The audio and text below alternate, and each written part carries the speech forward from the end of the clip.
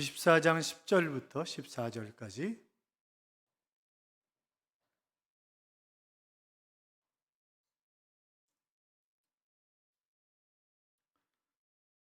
교도하겠습니다. 제가 10절 있습니다. 바로와 가까이 올 때 이스라엘 자손이 눈을 들어본즉 애굽 사람들이 자기들 뒤에 이른지라.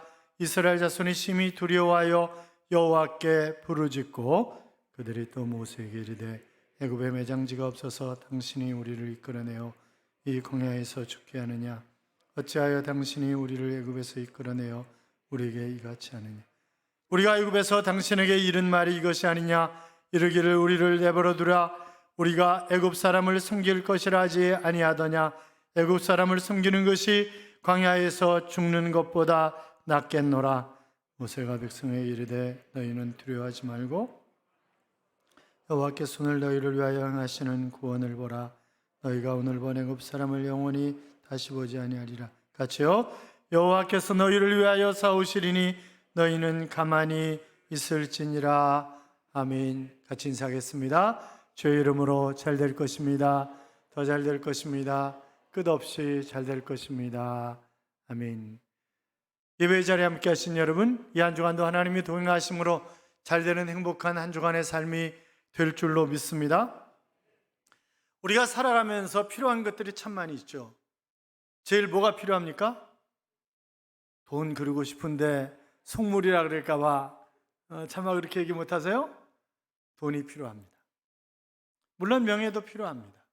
이런저런 것들이 필요하지만 그러나 사막길을 가다가 마치 오아시스를 만나는 것처럼 답답하고 컬컬한 그런 마음을 내려놓고 함께 이야기할 수 있는 그런 사람이 우리에게 필요하죠. 그렇잖아요? 바짝 마른 여름에 마치 시원한 냉수 같은 그런 사람. 그래서 언제든지 나의 아픔을, 나의 기쁨을 함께 나눌 수 있는 그런 사람들이 우리 곁에 있으면 얼마나 좋을까 하는 그런 생각을 하게 됩니다.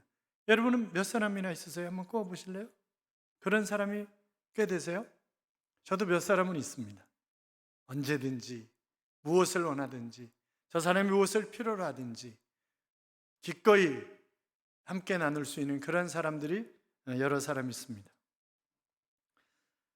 인생은 나그네 길이라고 얘기하는데 이 나그네 길이 외롭지 않아야 되잖아요. 행복한 그런 길이 되어야 되는데 여러분, 우리가 함께 행복한 길을 만들어가는 그런 사람들, 그래서 정말 시원한 그런 맑고 청량감 넘치는 그런 삶을 함께 살아가는 귀한 가족들이 될 수 있기를 주님의 이름으로 축원합니다.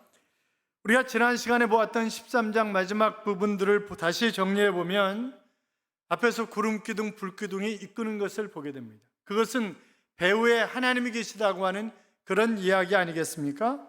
사랑하는 여러분, 하나님은 우리의 배후이십니다.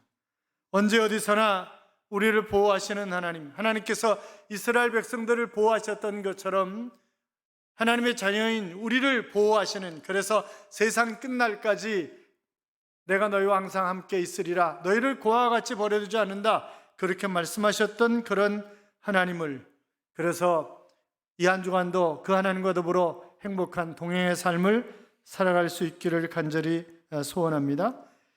민수기 9장 17절 이하에 보면 이런 말씀이 있어요. 구름이 성막에서 떠오르는 때에는 이스라엘 자손이 곧 행진하였고 구름이 머무르는 곳에 이스라엘 자손이 진을 쳤으니 이스라엘 자손이 여호와의 명령을 따라 행진하였고 여호와의 명령을 따라 진을 쳤으며 구름이 성막 위에 머무는 동안에는 그들이 진영에 머물렀고 그랬습니다. 여기서 중요한 그런 단어가, 표현이 여호와의 명령을 따랐다라고 하는 것입니다. 여러분, 구름이라고 하는 것은 어떻게 보면 상징적인 그런 의미였습니다. 거기에는 하나님의 그 명령이 따라 있는 거죠. 그래서 구름이 움직이면 자동적으로 이스라엘 백성들은 함께 움직이는 것입니다. 구름이 멈추는 거예요. 그것이 낮이든 밤이든 상관이 없는 것입니다.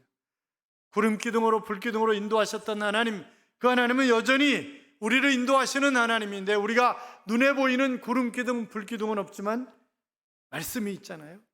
이 말씀 속에 5,000가지가 넘는 그런 약속들이 담겨져 있고 이 약속의 말씀을 따라 살면 우리는 얼마든지 행복하고 멋진 그런 인생을 살아갈 수가 있는 것입니다. 보이지 않으면 마음도 멀어진다 라고 하는 말이 있죠. 하나님께 가까이 할 때 하나님이 가까이 하시는 것입니다. 하나님을 가까이 함이 복이라고 했습니다. 하나님을 만나지 못하면 이상한 일이 생기는 거예요. 여러분, 이제 윤석열 당선인 부인인 김건희 씨, 그 양반이 대학 때까지 열심히 성경 공부했다는 거 아니에요. 그런데 이상한 데 따라다녔지. 이상한 데. 왜 그래요? 하나님 만나지 못해서 그래요. 하나님 만나지 못해서.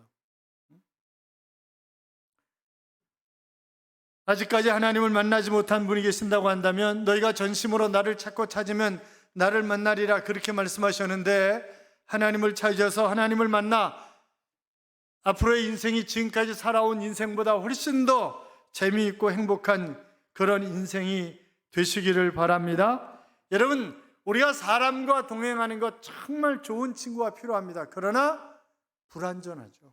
완전하지는 않습니다. 그러니까 진정 그 완전한 동행자는 하나님이십니다.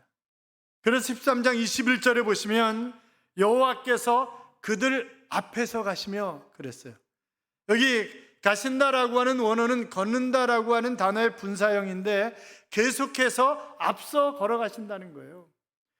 여러분, 계속해서 하나님이 앞서 가시니까 나는요 그냥 따라가기만 하면 되는 거예요. 이스라엘 백성들은 그래서 구름기둥이 움직이면, 불기둥이 움직이면 그냥 따라가면 되는 것입니다. 그들은 구름기둥보다 결단코 앞서지 않았고 앞설 수도 없었고 뒤처지지도 않았습니다. 또 구름기둥과 불기둥의 반대 방향으로 갈 수도 없었습니다. 왜냐하면 땡볕에 구름기둥이 없으면 그들은 제대로 걸을 수가 없는 거예요. 밤에 불기둥이 없으면 그들은 밤을 이겨낼 수가 없는 거예요. 그래서 움직이는 대로. 얼마나 편해요. 또 22절에 보면 낮에는 구름기둥, 밤에는 불기둥이 백성 앞에서 떠나지 아니하니라 그랬습니다. 24시간 언제나 함께 하시는 하나님, 이 자리에도 하나님이 함께 하시는 줄로 믿습니다.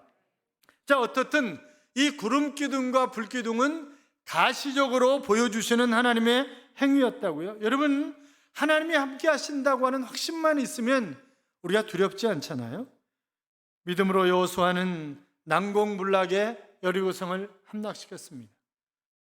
기드온의 300명의 용사는 그 믿음으로 메뚜기 떼 같은 그런 미디안 족속을 엎어버리는 것을 볼 수 있잖아요. 다윗은 골리앗과 같은 엄청난 그런 거구를, 그런 장군을 바로 물맷돌 5개로 하나님이 나와 함께 하신다고 하는 확신으로 쓰러뜨리는 것을 우리가 볼 수 있습니다. 믿음만 있으면 여리고성 같은 장애물이 있다 할지라도, 미디안 족속과 같은 방해꾼이 있다 할지라도, 골리앗과 같은 악한 세력이 내 앞을 가로막는다 할지라도 결단코 그것이 문제가 되지는 않을 것입니다. 믿음이 해결해 줍니다. 믿음 충만하셔서 어떤 상황이 오든지 멋지게 승리하는 삶을 살아가시기 바랍니다. 2차 세계대전이 발발했을 때 영국 국민들이 대단한 두려움 속에 떨고 있었다고 그래요. 과연 미래가 보이는가? 라고 하는 것 때문에 떠는 거죠. 그런데 그들에게는 위대한 지도자 2사람이 있었습니다. 바로 우리가 잘 알고 있는 윈스턴 처칠이라고 하는 그런 사람과 또 종교 지도자였던 윌리엄 템플이라고 하는 그런 사람을 바로 그들은 존경하고 있었습니다. 그래서 영국 여왕이 이 2사람에게 국민들을 위해서 연설을 부탁을 했습니다. 라디오 방송에 나와서 2사람이 연설을 하는데 그들이 연설문을 서로 보고 이렇게 하자고 한 것이 아닌데 마지막 부분이 똑같았던 것이에요. 이런 거였습니다. 사랑하는 국민 여러분, 지금이야말로 하나님을 바라볼 때입니다. 무엇보다 먼저 해야 할 일이 있다면 전능하신 하나님 앞에 예배를 드리는 일입니다. 우리 모두 경건히 무릎을 꿇고 하나님을 바라봅시다. 이것이 바로 2사람의 연설문 마지막 부분이었습니다. 그 다음날 영국 국민들이 전부 교회로 몰려든 거죠. 왜요? 예배드리기 위해서. 그래서 국민 70% 이상이 그 다음날 예배를 드렸다고 알려져 있습니다. 그리고 그들은 예배를 통해서 다시 한번 하나님의 음성을 들을 수 있었고, 다시 한번 그들이 진리 안에서 자유함을 얻을 수 있었고, 그래서 그들이 2차 대전에서 승리할 수 있는 발판이 되었던 것입니다. 사도행전 2장 46절에 보면 날마다 마음을 같이하여 성전에 모이기를 힘쓰고 집에서 떡을 떼며 기쁨과 순전한 마음으로 음식을 먹고 그랬는데, 여기 모이기를 힘쓰고라고 하는 그런 표현들은 그들이 예배에 전심전력했다라고 하는 그런 의미의 표현인 것입니다. 초대교회 성도들은 하나님과의 만남인 예배를 중요시했습니다. 그래서 예수님께서 즐겨 찾으셨던 성전에 그들은 모여서 끊임없이 하나님 앞에 예배드리기를 힘썼던 것입니다. 예배를 통해서 하나님이 누구이신가를 알게 되고, 예배를 통해서 하나님이 얼마나 전능하신 하나님이시며 그분이 나를 얼마나 잘 알고 계시는가, 그리고 나의 문제를 얼마나 잘 해결해 주실 수 있는 그런 분인가를 그들이 다시 한번 깨달았던 것입니다. 여러분, 예배는 영적 생활의 핵심입니다. 그래서 예배가 부실하면 내 삶이 부실해지는 것입니다. 또 이 예배가 부실하면 내 영적 생활이 빈곤해지고 활력이 넘치는 그런 삶을 누릴 수가 없게 되는 것입니다. 코로나 팬데믹은 예배로부터 멀어지게 하고 예배의 집중을 막고 있습니다. 예배에 대한 관심과 참여도가 낮아지게 되는 것입니다. 그러므로 풍성한 삶을 살기 위해서는 우리가 예배에 최선을 다해야 되는데, 예배의 성공자가 되어 인생의 성공자가 되시기를 주님의 이름으로 축원합니다. 자, 14장에 넘어오면 우리가 도무지 이해할 수 없는 그런 일들이 벌어지는 거예요. 자, 2절 봐요. 2절 같이 읽겠습니다. 이스라엘 자손에게 명령하여 돌이켜 바다와 믹돌 사이에 비아히롯 앞 곧 바알스본 맞은편 바닷가에 장막을 치게 하라. 여기 믹돌, 비아롯, 바알스본 같은 지명은 지금 어느 곳인지 정확하게 우리가 알지 못합니다. 다만 우리가 여기 눈여겨서 봐야 할 것은 돌이켜라고 하는 그런 단어와 바닷가에 장막을 치라라고 하는 그런 표현입니다. 지금까지 왔던 방향에서 다시 돌이키라는 거예요. 여러분 생각해 보세요. 지금 다시 돌이키면 바로가 뭐라고 생각하겠어요? 애국 군대가 뭐라고 생각하겠어요? 야, 쟤네들 지금 헤매고 있구나, 헤매고 있어, 그렇게 생각하지 않겠어요? 그런데 하나님께서 왜 돌이키라고 하신 것입니까? 왜 하나님께서 바닷가에 장막을 치라고 말씀하신 것이겠습니까? 그것은 배수진을 치라고 하는 것입니다. 여러분, 배수진은 말 그대로 물을 등지고 진을 치는 것입니다. 이제 만약 전쟁이 벌어져가지고 피하면 더 이상 피할 곳이 없는 거예요. 죽기 살기로 싸워야 하는 것이 바로 배수진을 치는 이유입니다. 9절에 보면 이스라엘 백성들은 하나님의 말씀대로 바닷가에 장막을 쳤습니다. 자, 장막을 쳤을 때 바로가 애국 군대를 이끌고 쳐들어옵니다. 이스라엘 백성들이 있는 장막까지, 그들의 뒤까지 쫓아왔습니다. 앞에는 바다가 있습니다. 지금 뒤에는 바로의 군대가 쫓아오고 있습니다. 그러니까 이스라엘 백성들이 두려움에 빠진 거예요. 그래서 11절 12절 보면 같이 읽어요. 그들이 또 모세에게 이르되 애굽에 매장지가 없어서 당신이 우리를 이끌어내어 이 광야에서 죽게 하느냐? 어찌하여 당신이 우리를 애굽에서 이끌어내어 우리에게 이같이 하느냐? 우리가 애굽에서 당신에게 이른 말이 이것이 아니냐? 이르기를 우리를 내버려두라. 우리가 애굽 사람을 섬길 것이라 하지 아니하더냐? 애굽 사람을 섬기는 것이 광야에서 죽는 것보다 낫겠노라. 아멘. 그들은 심히 두려워했습니다. 자, 두려우니까 그 다음에 나오는 현상이 뭐예요? 불평하는 것입니다. 원망하는 것입니다. 자, 지금 이들이 누구의 뜻을 따라서 바닷가에 돌이켜서 바닷가에 장막을 친 것입니까? 하나님의 뜻을 따라 친 거예요. 그들이 지금 며칠 안 되지만 구름기둥 불기둥을 따라서 그들은 행진해 왔습니다. 하나님이 그들과 동행하시는 것을 피부로 느끼면서 살았습니다. 그런데 하나님이 명령하셔서 하나님께 순종했는데 지금 위기가 닥쳐오니까 두려움 속에 빠지고 원망을 하는 것입니다. 사랑하는 여러분, 위기가 오면, 두려운 일이 생기면 하나님을 기대해야 되는 것 아니겠어요? 그럼 하나님 앞에 기도해야 되는 거잖아요. 그때야말로 기도할 때 아닙니까? 그런데 그들은 하나님의 능력을 구하지 않습니다.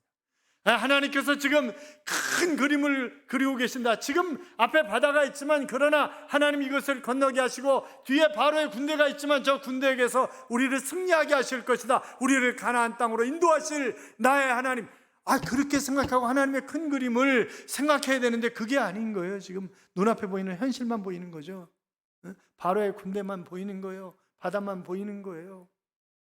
사랑하는 여러분, 우리가 큰 그림을 그릴 줄 알아야 합니다. 이 골짜기를 지나면 하나님이 푸른 평야를 준비해 놓고 계신다. 이런 걸 그릴 수 있어야 되는 것 아니겠어요? 고통을 좋아하는 사람은 아무도 없습니다. 누구나 고통을 싫어합니다. 그럼에도 불구하고 길든 짧든 모두가 다 고통을 끊임없이 겪으면서 살아가는 것입니다. 세상에는 기쁜 일, 즐거운 일도 많이 있지만 그러나 슬프고 고통스러운 일들도 많이 있습니다. 승진이 되어서 좋았는가 하면 또 다른 그런 일들이 기다리고 있잖아요. 마치 부모가 우산 장사하는 아들과 집신 장사하는 그런 아들이 비가 올 때 맑을 때 그저 늘 근심한다고. 그러니까 야, 오늘은 우산 장사하는 아들이 잘 되겠구나 이렇게 생각하면 되는데 비 오는 날은 빚진 장사하는 아들 놈은 이거 어떻게 되는 거냐 이렇게 생각하면, 그러니까 우리가 좋은 쪽으로 늘 생각을 해요. 그래서 말씀드리잖아요. 과일이 있으면 싱싱한 것과 상한 것이 있으면 뭐 먼저 먹는다? 싱싱한 것 먼저 먹는다. 그래서 그래야 맨날 싱싱한 거 먹는 거지, 썩은 건 망가진 거 골라 먹으면 맨날 그거 먹다 끝나는 거예요. 그냥 그렇잖아요. 우리가 눈물을 참거나 남몰래 눈물을 흘려야 하는 그런 일도 참 많이 있습니다. 사랑하는 사람을 먼저 떠나보내야 하는 그런 아픔도 있고요, 실직을 당하는 아픔도 있고, 정말 모든 것을 다 털어넣어서 사업을 했는데 잘 되는 것 같다가 그러나 와르르 무너지는 그런 때도 있습니다. 아니, 하나님이 사랑이시라면, 하나님이 정말 나를 사랑하신다면 왜 내가 이런 고통을 겪어야 하는가, 이런 원망과 불평이 나올 수 있지만, 그러나 여러분, 문제는 언제나 있다고 하는 사실을 인정해야 합니다. 그렇잖아요. 그런데 우리가 인정하지 않는 거예요. 문제를 인정하지 않으니까 누군가를 원망하고 불평하고 그러는 것 아니겠습니까? 김병년 목사님이 지은 난 당신이 좋아라고 하는 책이 있습니다. 고통 가운데서 하나님을 만난 그런 간증을 써놓은 그런 책인데, 그 책에 보면 하나님을 원망하는 그런 이야기들도 참 많이 나와요. 그러다 고통 속에서 결국 하나님을 만나고 진정한 행복을 찾습니다만, 사모님이 그 셋째 아이를 출산했는데 3일 만에 뇌사 판정을 받은 거예요.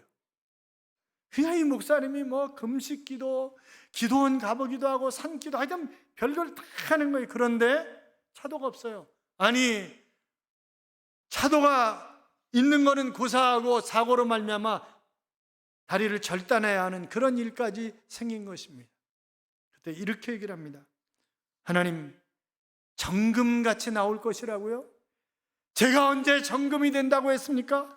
저 금덩어리에 관심이 없어요. 그냥 순탄하게 평탄하게 살아갈 수 있도록이나 해주세요. 하나님, 뭐가 그렇게 바쁘세요?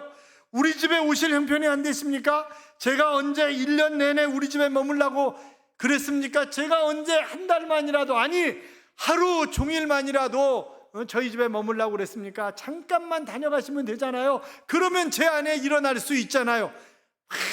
이런 원망의 소리들이 많이 기록되어 있어요. 공감할 수 있는 그런 얘기들이죠. 그렇잖아요. 고통과 고난과 위기와 실패 모두가 다 반갑지 않은 단어들이지만, 그러나 우리가 인생을 살아가면서 늘 함께 가야 하는 그런 단어들이기도 합니다. 자, 이스라엘이 이 위기 앞에서 벌벌 떠는 거예요. 원망하는 거예요.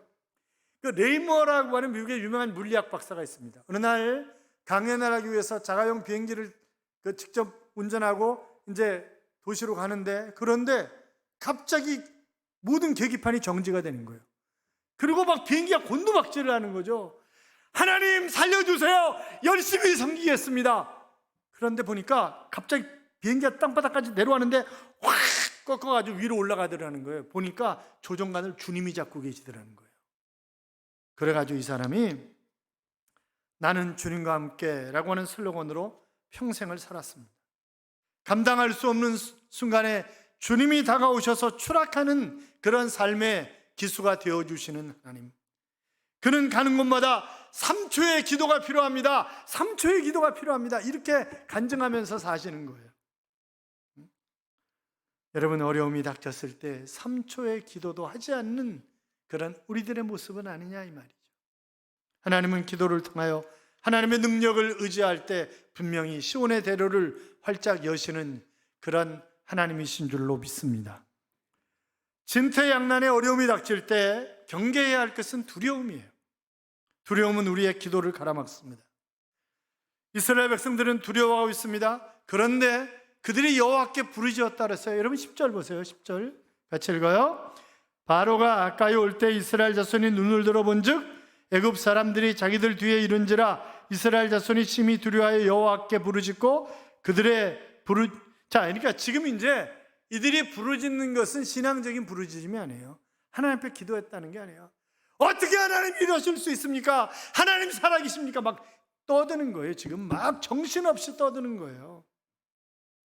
그러면서 막 애굽에 매장지가 없어서 우리를 이끌어내서 여기에서 죽게 만드냐고, 차라리 애굽으로 돌아갔으면 좋겠다고, 애굽에서 죽는 게 낫지, 막 이러면서 막 떠드는 거예요. 그랬더니 모세가 이렇게 얘기를 합니다. 13절 14절 같이 읽어요.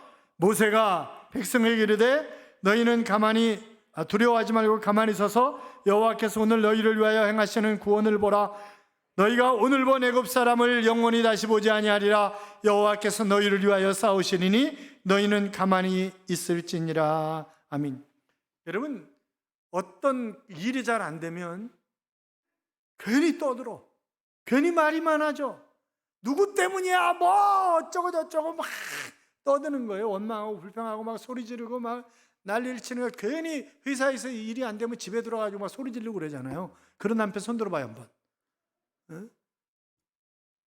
그러니까 우리가 오히려 조용히 왜 이런 일이 일어났을까 가만히 묵상하면서 기도하고 생각해 봐야 되는데, 그게 아니라 떠드는 거예요. 지금 정신없이 떠드는 거예요. 그러니까 코로나 팬데믹 시대를 사는 우리들도 말이 많잖아요. 도대체 정부가 어떻게 하는 거냐, 뭐가 어떻게 되는 거냐, 얼마나 말이 많은지 몰라요. 요새는요 또 직장에서 환자가 많이 일어나니까 업무가 가중이 되는 거예요. 환자들 때문에, 코로나 걸린 사람들. 그러니까 막 원망한다는 거잖아요. 원망하고 패가 나눠진다는 거예요. 그러면서 저 인간이 코로나 걸려가지고 나만 힘들어 죽겠다고 막 이러면서 막 그런다. 차라리 나도 걸렸으면 좋겠다고. 아니, 걸리면 뭘 좋아? 걸리면 자유로워요? 아니, 방 한 구석에 있어가지고 얼마나 힘든데, 가족들도 힘들고 모두가 다 힘든 거잖아요. 본인이 얼마나 힘든데. 그런데 차라리 걸렸으면 낫겠다고. 아무래도 표경훈 목사님이 걸린 것 같아요 지금.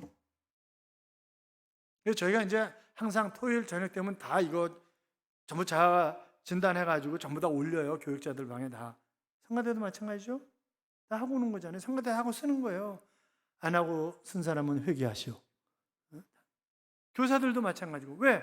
서로를 지켜줘야 되니까, 서로를. 근데 목사님 양성 나왔어요 이래가지고 보냈더라고요. 그러니까 누가 언제 어떻게 걸리는지 모르는 거지. 이게 어디서 걸렸는지도 모르는 거예요 요새는.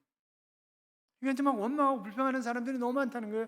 회사 안에서도 차라리 말이야 막 이러고 그런다는 거예요. 그래서 제가 가만히 생각해 봤어요.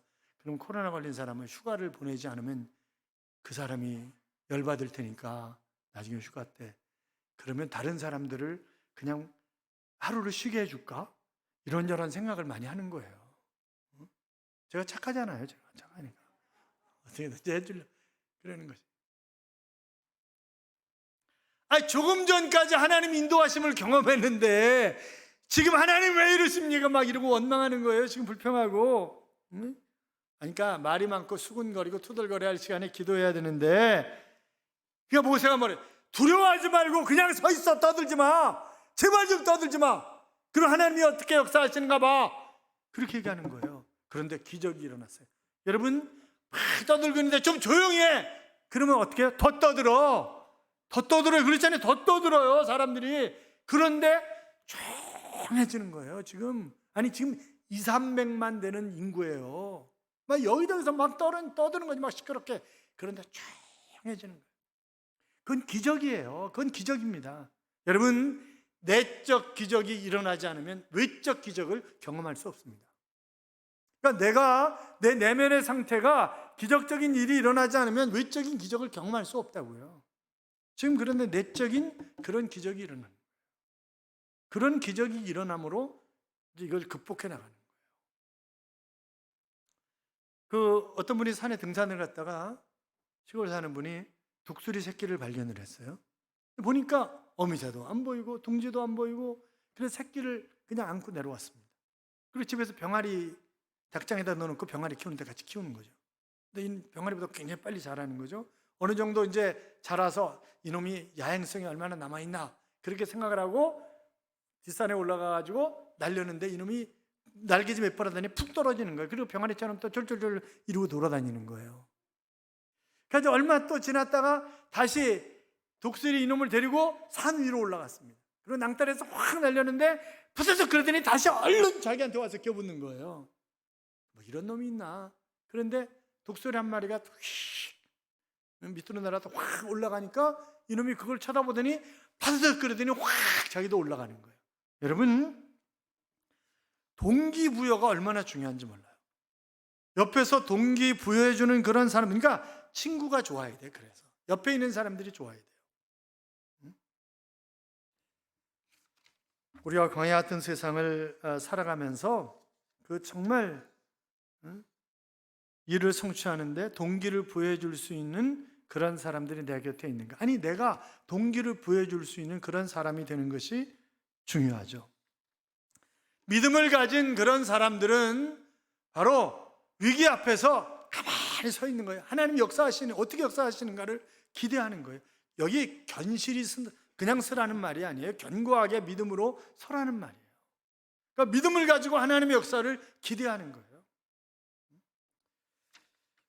인생은 바라보는 방향에 따라서 결정이 됩니다. 그래서 바라보는 것에 영향을 받기 때문에 똑같은 것을 어떤 시각을 가지고 바라보느냐에 따라서 행복할 수도 있고 불행할 수도 있어요. 얼마든지. 빌그램 목사님의 그 작은 책 가운데 이제 언덕에라고 하는 그런 책이 있습니다.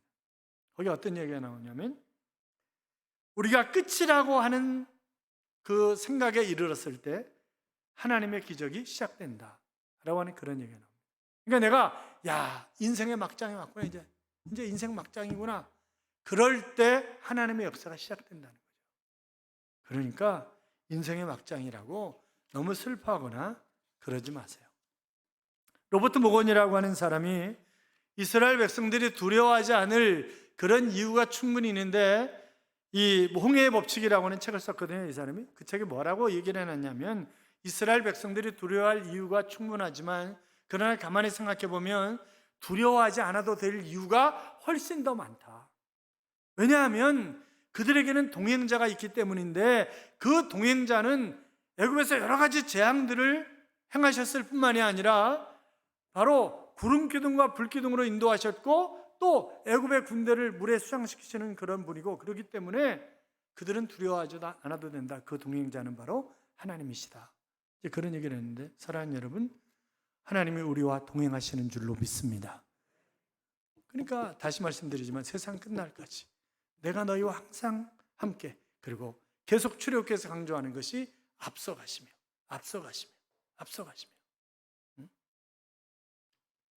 신명기 4장 7절에 보시면 우리 하나님 여호와께서 우리가 그에게 기도할 때마다 우리에게 가까이 하심과 같이 그 신의 가까이 함을 얻은 나라가 어디 있느냐. 자, 언제 하나님을 가까이 하신다고요? 기도할 때 하나님 가까이 하신다고. 그러니까 길이 안 보이면 뭐 하라고요? 기도하라고요. 길이 없으면 하나님이 길을 내세요. 길이 없으면. 사랑하는 성도 여러분, 이스라엘 백성들은 홍해 앞에서 추격해 오는 바로의 군대를 보면서 그들은 두려워 떨고 원망했습니다. 우리도 우리의 영적 홍해가 있습니다. 우리의 영적 바로의 군대가 있습니다. 그것 때문에 두려워하거나 떨 것이 아니라 하나님의 약속을 붙잡고 기도하면서 순종함으로 승리의 빵빠레를 울리며 진정한 두려움이 아니라 자유함을 누리며 평안함을 누리며, 주님이 그랬잖아요. 요한복음 14장 27절에 내가 너에게 온 것은 평안을 주기 위해서, 그런데 이 평안은 세상이 주는 것과 같지 않다, 그렇게 말씀하셨어요. 진정한 평안함을 누리며 사는 그런 삶이 되시기를. 왜요? 하나님은 시건치 않으시는 하나님이시잖아요. 하나님은 신실하신 하나님이시잖아요. 약속을 반드시 지키시는 그 하나님과 이 한 주간도 동행하심으로 행복한 삶의 순간순간들이 되시기를 주님의 이름으로 축원합니다. 축원합니다. 찬송가 393장이 있습니다. 오 신실하신 주 내 아버지여 늘 함께 계시니 두려움 없네. 그 사랑 변찮고 날 지키시며 어제나 오늘이 한결같네. 오 신실하신 주, 오 신실하신 주, 날마다 자비를 베푸시며 일용할 모든 것 내려주시니 오 신실하신 주, 나의 구주라고 하는 그런 찬송입니다. 여러분 그렇습니다. 그분이 늘 함께 하시기 때문에 우리가 두려워할 필요가 없다고요? 그분은 신실하신 하나님이라고요? 날마다 우리에게 자비를 베푸시는 하나님, 그 하나님과 동행하는, 그래서 두려움이 아니라 능력 있는 그런 삶을 살아가시기를 주님의 이름으로 축원합니다. 축원합니다.